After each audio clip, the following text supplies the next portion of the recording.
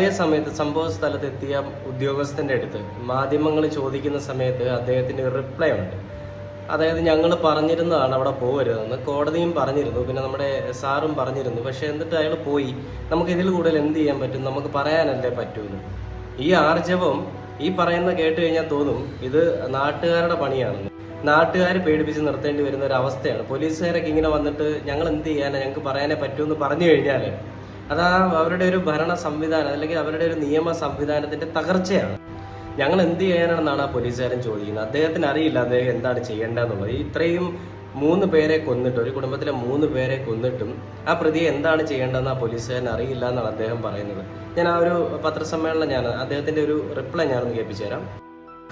എന്തെങ്കിലും സൂചന കിട്ടിയിട്ടുണ്ടോ? ഇല്ല, ഞങ്ങൾ വനത്തിനകത്ത് തിരച്ചിൽ നടത്തുന്നുണ്ട്. പിന്നെ അയാൾ പോകാൻ ചാൻസുള്ള അയാളുടെ 1-2 റിലേറ്റീവ്സിന്റെ വീട്ടിലേക്ക് ആളുകളെ അയച്ചിട്ടുണ്ട്, നോക്കുന്നുണ്ട്. പോലീസിന്റെ ഡ്രോൺ വന്നിട്ടുണ്ട്, അവർ സെർച്ച് ചെയ്തുകൊണ്ടിരിക്കുന്നുണ്ട്.